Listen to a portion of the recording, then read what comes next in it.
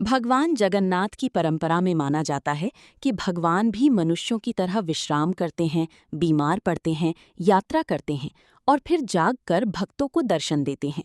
यही कारण है कि जगन्नाथ मंदिर की परंपराएं दुनिया भर में बहुत अनोखी मानी जाती हैं। हिंदू पंचांग के अनुसार भगवान जगन्नाथ आषाढ़ महीने में सोने जाते हैं। ये समय देवशयनी एकादशी से जुड़ा माना जाता है। मान्यता है कि इस दिन से भगवान विष्णु योग निद्रा में चले जाते हैं और 4 महीने तक विश्राम करते हैं। क्योंकि भगवान जगन्नाथ को भगवान विष्णु का ही रूप माना जाता है, इसीलिए पुरी में भी ये परंपरा विशेष रूप से मानी जाती है। आषाढ़ महीने में निकलने वाली प्रसिद्ध रथ यात्रा के बाद भगवान कुछ समय विश्राम करते हैं। स्नान पूर्णिमा के दिन भगवान को 108 घड़ों के जल से स्नान कराया जाता है। इसके बाद मान्यता है कि उन्हें ज्वर हो जाता है और वे अनसर ग्रह में विश्राम करने चले जाते हैं। इस दौरान लगभग 15 दिनों तक भक्तों को उनकी सीधी दर्शन नहीं होते।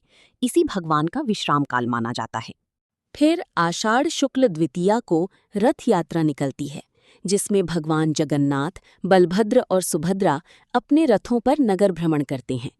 ये यात्रा केवल उत्सव नहीं, बल्कि भगवान के बाहर आने और भक्तों से मिलने का प्रतीक मानी जाती है। इसके बाद चातुर्मास का समय आता है, जो आषाढ़ शुक्ल एकादशी से शुरू होकर कार्तिक शुक्ल एकादशी तक चलता है। इन 4 महीनों को भगवान के शयन का समय माना जाता है।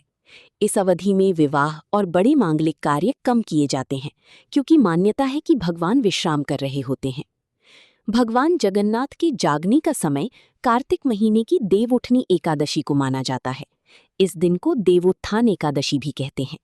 मान्यता है कि इस दिन भगवान विष्णु योग निद्रा से जागते हैं और फिर से सृष्टि के कार्यों का संचालन आरंभ करते हैं।